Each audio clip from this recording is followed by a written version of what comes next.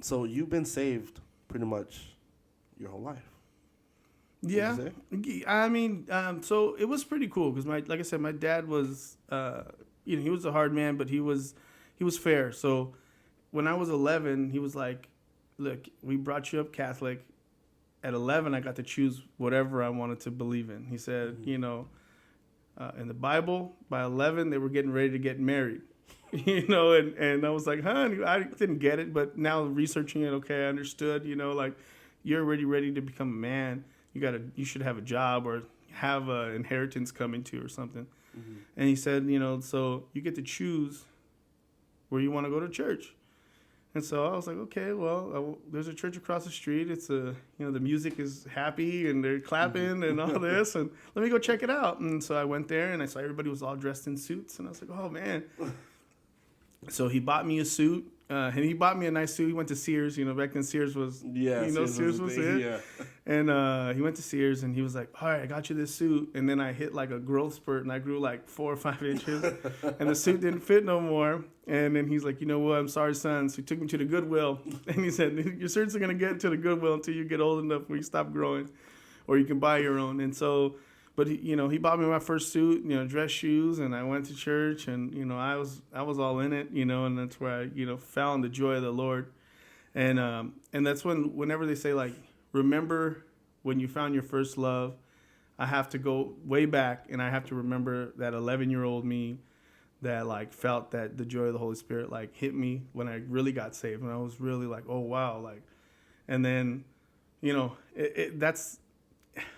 Gosh, I guess people say compared to like feeling that high, right? You're always chasing that feeling, right? Because it's hard to stay in that, right? Because right after that is when you really start to grow. When you have to grow, you can't stay where you're at, right? And then that's the hardest part. And it's everything is great that build up to become a Christian, and then once you become a Christian, or any kind of when you're following the Lord, after that it gets harder because there's an expectation on you. Mm-hmm. Whether it's not from yourself, it's from those around you. Like, that's good, bro. Like everybody's going to be like, oh, well, now, oh, that's not very Christian-like, or that's not, Jesus. Is that what Jesus would do? Like, and because they don't have and not to say they don't have the moral compass, but they don't have to follow it as close as you should. And even though you may not, and that's why everything you do is under a microscope, because, it's harder to live that life. And even Jesus said it, you're going to be persecuted. You're going to be, people are going to talk bad about you. People are going to come at you in all kinds of ways. But can you stay steadfast in my word? Can you stay steadfast in this plan that I have for you? And if you can, there is a reward on the other side. Mm-hmm. But your reward may not be in this life. It may be in the next, or maybe it's going to be in your future generations that you won't see. Mm-hmm. But those promises are there. So, that's why you have to say, okay, I can do this the next day. Just be better than I was, a better Christian than I was yesterday. And if you can keep that going, you'll be all right.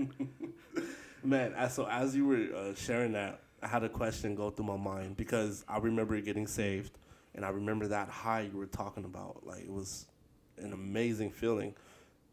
And then I remember not feeling that anymore. And I guess my question, like, I can't help but wonder, because, like, okay, so when my kids see me come through that door every day, they get like they're ecstatic. Mm-hmm. You know what I mean? Of course. They're so excited. They're like, Dad's home, Dad's home. They run to the door. They all greet me with hugs and kisses.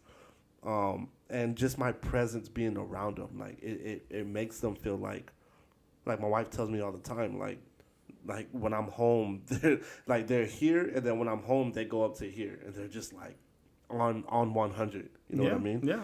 And like that's just what my presence does. You know what I mean? So that feeling with God, like my question is, were we ever supposed to lose that feeling? Like as children of God, like do you think God ever wanted us to not feel that joy, that excitement that we felt when we got saved? Maybe the reason why we stopped feeling it is because we put this expectation on us, or we allowed other people to do it, to where it's like, okay, now you got to grow, now you got to mature, now you got to do this, now you got to do A, B, C, D, E, F, all the way up to Z, and you have this expectation on you, and now you're trying every day to meet these expectations rather than doing what you did when you first got saved, which was believing God and trusting God. You know what I mean? Yeah, no, I definitely understand. But I think that so God uses others to get him to him. He wants to bring us back to God. However, once we get there, that's when our real journey starts, right? So now it's like, okay, I want you to go deeper with me. Now, if God was always in our presence and we always felt him, eventually we would take him as common, right? We would eventually just be like, oh, well, God's always here. Okay, cool. So now we put him as like he's just always on the shelf. We can just pull on him whenever because he's always there. And he becomes common to us. And he's not supposed to be. He's supposed to be, King of Kings, glorified above all. When you wake up in the morning, he's the first person you say good morning to. You don't kiss your wife. You don't kiss your kids. And I know for some people that's going to be kind of weird, because it's my kids first and then my husband eats, and all that. And that's it's a worldly sense of it, because you wouldn't have your kids, you wouldn't have your wife or your husband if it wasn't for God, right? Like God, you have plans, but God has his plans and he's guiding your steps. And, sometimes he lets you stray on your plans. And then we had to call out and we're like, God, I'm sorry, because, it's crazy because of the covenant that we have with God. It wasn't meant for us until Jesus came, right? So the Israelites, they're the ones that were like, I don't have direct access to God. God's given me this. God's blessed me. But what happens? Well, they forgot about him because all these good things and all these good blessings and the God was always with me. We're going to win every battle. We got this. We got this. We got this. And it wasn't even that. It was like, God got this. You have no idea what to do. I mean, come on. You look in the book of Numbers and all that, when they're talking about they're going to the different lands, right? They said that the Israelites look like grasshoppers compared to the combatants that they were going to fight. You're talking about grasshoppers fighting giants, and then you're going to say, oh, we got this. And only, Joshua came out, we got this, I got this.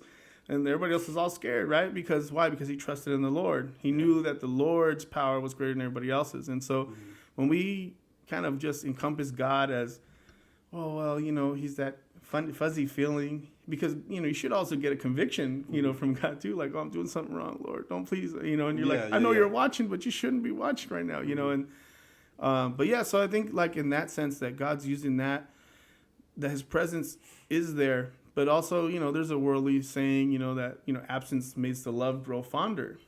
Well, it also works with God too, because when you don't feel him and then you cry out and he comes, there's a brokenness. And you're like, oh, okay, you didn't let me down. You didn't forsake me, just like your word says. You didn't let me down. And then I can still trust in you, and then the opposite,